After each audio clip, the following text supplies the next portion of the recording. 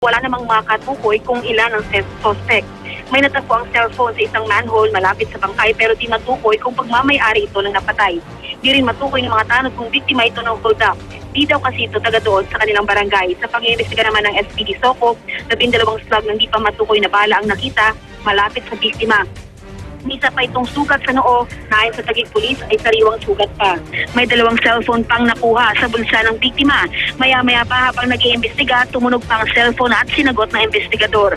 Nagpakilala lang daw na textmate ang nasa kabilang linya at kinilala ang bangkay kay alias Joker. Patuloy pa ang investigasyon ng pulisya. Wala pa kasing pamilyang tumutukoy sa bangkay. Yan ang Ronda Report mula sa Taguig. Balik sa Igan.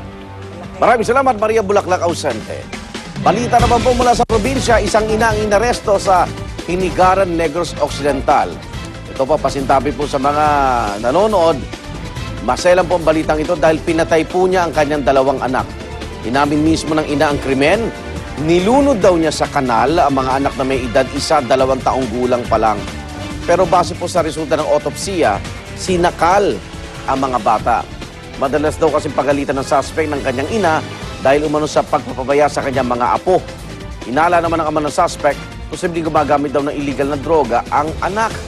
Nakakulong na ngayon ang suspect at naharap sa kasong parricide. Mahigit 20 taong gulang lang yata ito, 24 years old. Oo. Para siguro Pero hindi siya handang-handa sa responsibilidad. Bukod siguro sa droga, I think may may talagang mental, mental disorder. Hindi mo naman kaya actually, hindi mo nga kaya pumatay ng sisiw kung maayos ka na tao, di ba?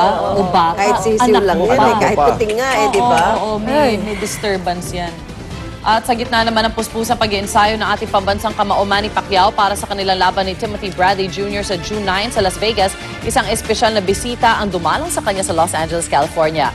Dream come true para sa 4-year-old na si Andre Ilano na makalapit sa kanyang idolo sa gitna ng kanyang malubhang karamdaman ngayon. May sakit siyang stage 4 neuroblastoma cancer na malimit na biktima ay mga bata. Isang maigpit na yakap ang ibinigay ni Manny sa kanyang espesyal na fan na nakikipaglaban sa kanyang karamdaman. Tila nagbigay naman ng inspirasyon at saya para kay Andre ang makadaupang palad si Manny. Kaiyak naman yung mga stories natin ngayon. Nakita mo yung pagpikit pa ng bata habang May pwede bang gumaling yan, ha? Ay, oo nga, kita mo. Baba, sumusuntok pa, oh. Neuroblastoma? Sa brain. Sa brain, Sa brain. yes. Oh. Galing.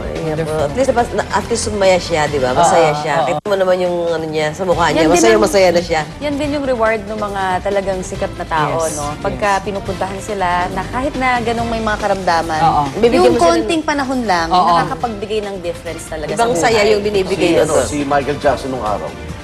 At pupunta siya sa Children's Ward. May mga gumagaling sa cancer. Oh, wow. Dahil nakita niya yung idol Pag niya. masaya, nag-a-active yung mga cells. Natatalo daw yung Galing cancer naman. cells. Labot naman yan. Kasi nakita, uy, idol. Samantala, para sa mga naghahabol bumili ng mga gamit para sa nalalapit na pasukan, simula susunod na linggo, 24 oras ng bukas ang mga tindahan ng school supplies sa Divisoria. Pero ngayon pa lang, tumaas na ang presyo ng ilang school supplies doon, gaya ng crayons at lapis. Nagbahal daw mga ito dahil tumaas na rin ang presyo ng petrolyo at kahoy na ginagamit sa paggawa nito. Ngayon, nasa 20 to 50 pesos na ang isang kahon ng crayons. Depende sa bilang, habang 6 na piso naman kada piraso ang lapis. Pero ang notebook, bumaba naman sa 8 piso ang kada piraso. Ang mga uniforme naman, nagmahal ng tig 10 piso. Ngunit kung ikukumpara sa presyo ng mga mall, di hamak na mas mura pa rin sa Divisoria. Balita naman po mula sa ibang bansa. Agaw pansin ang isang election campaign billboard sa Mexico matapos mag-post ng topless ang isang kandidata. Tumatakbo sa pagkakongresista ang 34-year-old na university professor. Aminado raw siyang hindi talaga siya iboboto ng konserbatibong sektor bago pa man niya gawin ang billboard.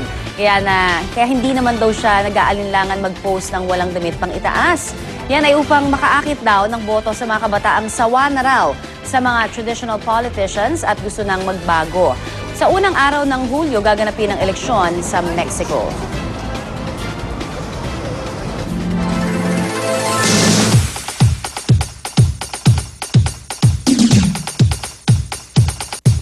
Yay! Narito na mga balita pinag-usapan ngayon sa mundo ng internet ang ating Web Hear It with Lou and Dee.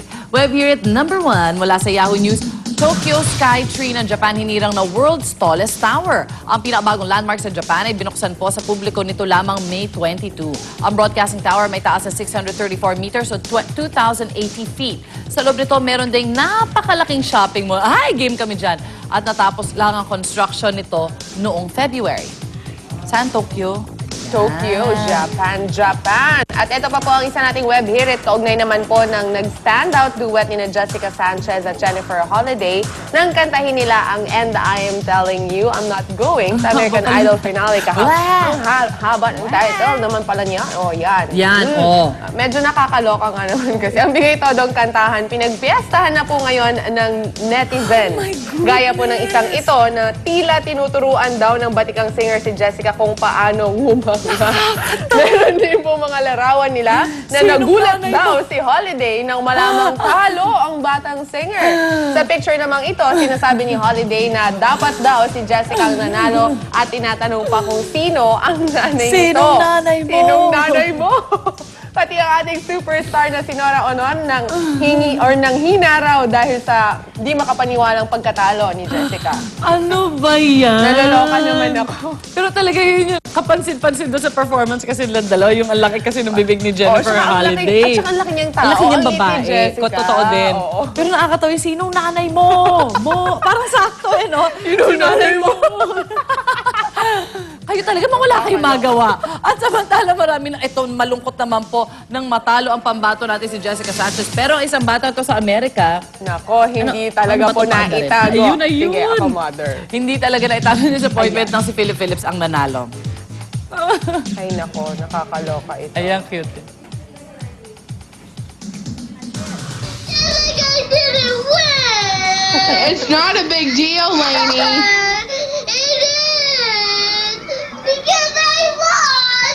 That was my favorite! Who was your favorite? Jessica! Ang cute na. Yan pala itsura ni Connie Season pag nagdadamag. Ang cute! Pare, ang Pag cute nagtatantrums na. Grabe! At hindi niya napigilan magdabog, umiyak at magtalukbong ng kumot sa sobrang inis. Ayaw din daw niya mapanood ang performance ng bagong American Idol. Hindi rin kasi siya makapaniwala sa naging resulta ng show. At dahil dito, tila gusto pa niya magprotesta sa producers ng AI. You know its number? Yeah. Let's get, you want to call him real quick and tell him that you're mad? You do it by yourself!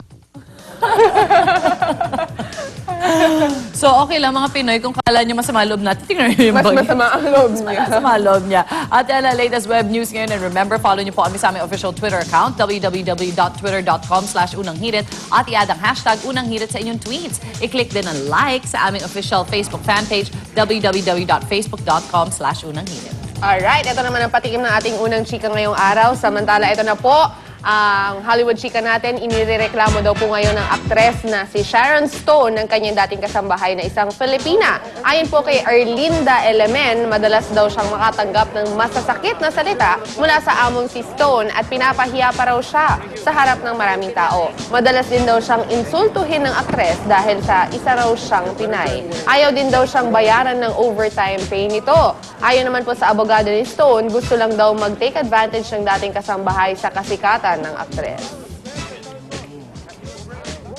Back to you, Igan. Maraming salamat. Tuloy-tuloy lang po ang pagtambay ha. Tambay lang kayo dito.